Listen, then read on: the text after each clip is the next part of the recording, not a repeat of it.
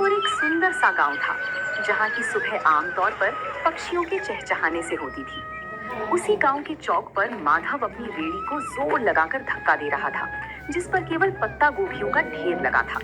सूरज सिर पर था और माधव के चेहरे पर निराशा। गोभी ले लो, ताजी पत्ता गोभी ले लो। तभी एक काकी उसके पास आई और कहा, अरे माधव, कल भी तो गोभी ही लाया था। क्या तेरे खेत में इसके अलावा और कुछ नहीं उगता? घर में सब अब गोभी देखकर मुंह बनाने लगे हैं। क्या करूं काकी, खेत में फसल ही यही हुई है। बहुत सस्ती दे रहा हूँ, 2 किलो ले लो। नहीं रे बेटा, मुफ्त में भी देगा तो कोई नहीं खाएगा। कुछ नया लाए तो बता देना।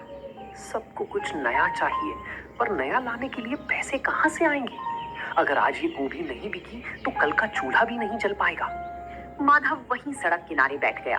तभी उसका पुराना दोस्त सोमू वहां से गुजरा। क्या हुआ माधव, आज फिर गोभी का ढेर घर ले जा रहा है? हाँ सोमू, कोई भी इसे खरीदने को तैयार नहीं है। सब इन पत्ता गोभी से पक गए। समझ नहीं आता इन पत्ता गोभियों का क्या करूं। भाई तूने शहर में कुछ समय उस दुकान पर काम किया था ना, जहां लोग इसी गोभी को बारीक काट कर कुछ सफेद पोटली जैसा बनाते थे। क्या नाम था उसका? मोमोस? हाँ सोमू, वो लोग पत्ता गोभी का ही इस्तेमाल करते थे।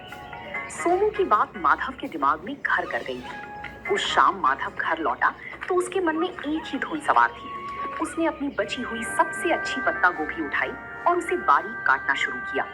अगर मैं इन गोभियों को फेंकने के बजाय इनका रूप बदल दूं तो शायद बात बन जाए। मैदा घर में थोड़ा पड़ा ही है। वो रसोई में मसालों के साथ कुछ प्रयोग करने लगा। खुशबू फैलने लगी तो उसका पड़ोसी करीम चाचा अंदर आए। माधव मियाँ, ये कैसी खुशबू आ रही है? आज क्या कोई दावत की तैयारी है? आइए चाचा, दावत तो नहीं पर एक कोशिश कर रहा हूँ। ये देखिए, मैंने इन गोभियों को मसालों के साथ पकाकर इस मैदे की लोई में भर दिया है। अरे ये तो छोटी छोटी सफेद पोटलियां लग रही हैं। इन्हें तेल में तलोगे क्या? नहीं चाचा, इन्हें बस भाप में पकाऊंगा। ये बिना तेल का खाना होगा, जो गांव वालों के लिए बिल्कुल नया होगा। बिना तेल का? क्या लोग खाएंगे? यहाँ तो सबको तला भुना पसंद है। स्वाद अच्छा हुआ तो सब खाएंगे चाचा। बस दुआ कीजिए कि ये भाप में ठीक से पक जाए। कल सुबह गांव के चौराहे पर मैं इसी का ठेला लगाऊंगा। हिम्मत तो बड़ी है तेरी। चल ये पक जाए तो एक मुझे भी चखाना। अगली सुबह सूरज की पहली किरण के साथ ही माधव गांव के चौराहे पर पहुंच गया था। उसने अपनी रेड़ी के एक तरफ कटी हुई पत्ता गोभी रखी थी और दूसरी तरफ पीतल के एक बड़े बर्तन से भाप निकल रही थी। गांव के लोग जो रोज माधव को गोभी बेचते देखते थे, आज रुक रुक कर उसे ताकने लगे। तभी गांव का हलवाई बनवारी उसके ठेले पर आया और कहने लगा, अरे माधव, आज तेरा ये पत्ता गोभी का ठेला बड़ा चमक रहा है। ये बड़े बर्तन में क्या उबाल रहा है भाई? सुबह सुबह चाय बना रहा है क्या? नहीं बनवारी भाई, ये चाय नहीं है, इसे मोमोज कहते हैं। शहर का बड़ा मशहूर नाश्ता है। आज पहली बार अपने गांव में लाया हूँ। मो क्या? नाम तो बड़ा अजीब है, पर खुशबू बड़ी सूंधी आ रही है। इसमें डाला क्या है? वही अपनी ताजी पत्ता गोभी है भाई, बस बनाने का अंदाज नया है। ये देखिए, साथ में ये लाल चटनी भी है। तभी गांव का एक बुजुर्ग उसके पास आया और उसने कहा, बेटा ये दिखने में तो बड़ा कोमल लग रहा है। क्या ये बुजुर्गों के खाने लायक है? मेरे दांत अब सख्त चीजें नहीं चबा पाते। बाबा, ये तो मुंह में जाते ही घुल जाएगा। ये भाप में पका है, बिल्कुल रूई जैसा नरम। आप बस एक बार जरा सा चक्कर देखिए। बुजुर्ग ने एक छोटा सा टुकड़ा चखा। पूरा चौराहा शांत हो गया। सब बुजुर्ग के चेहरे के भाव देख रहे थे। जैसे ही बुजुर्ग ने मोमोज का टुकड़ा चबाया, उनके चेहरे पर एक बड़ी सी मुस्कान फैल गई। माधव ने उन्हें थोड़ी और लाल चटनी दी। देखते ही देखते वहां मौजूद दूसरे लोग भी अपनी बारी का इंतजार करने लगे। वाह माधव, ये तो वाकई कमाल की चीज है। इतना नरम और जायकेदार, और ये लाल चटनी, इसने तो सोई हुई जुबान को जगा दिया। तभी वहां माधव का दोस्त सोमू भी आ जाता है। माधव, मुझे भी एक प्लेट दे भाई।